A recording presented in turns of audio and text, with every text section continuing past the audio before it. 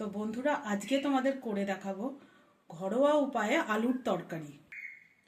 এই আলুর তরকারি তোমরা লুচি, রুটি, পরোটা বা মুড়ির সাথেও খেতে পারবে।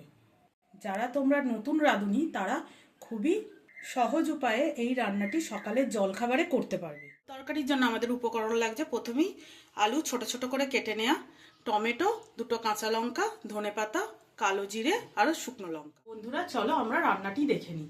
প্রথমেই কড়াই গরম করতে বসিয়ে দিয়েছি। এবার ওই কড়াইয়ে দেব আমরা সর্ষের তেল 2 চামচ।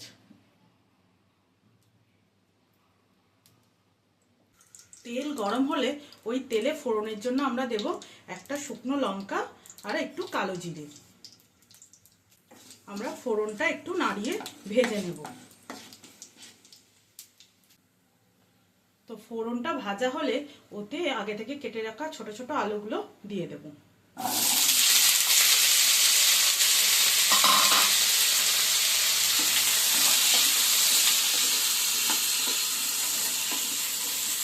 এবার নাড়িয়ে আলুগুলো একটু ভেজে নিতে হবে।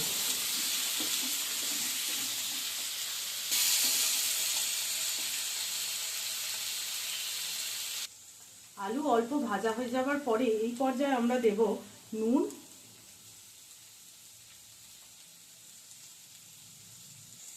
আর একটু হলুদ, একটা কুচিয়ে রাখা টমেটো এবার দিয়ে দেব,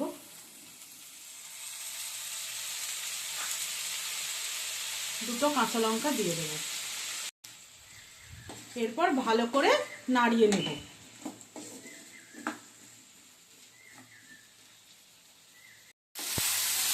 এগুলো ভেজে নেওয়ার পরে তারপরে জল দিয়ে এটাকে সিদ্ধ হতে দিতে হবে। জলটা একটু বেশি পরিমাণে দেবেন, তার কারণ আলুটা এই জলে সেদ্ধ হবে।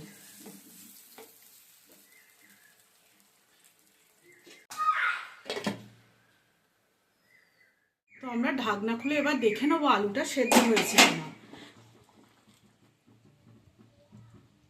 আমার তরকারিটি মোটামুটি কমপ্লিট হয়ে গেছে। এই পর্যায়ে আমরা ধনেপাতা দিয়ে একটু নাড়িয়ে দিয়ে তরকারিটা নামিয়ে নেব।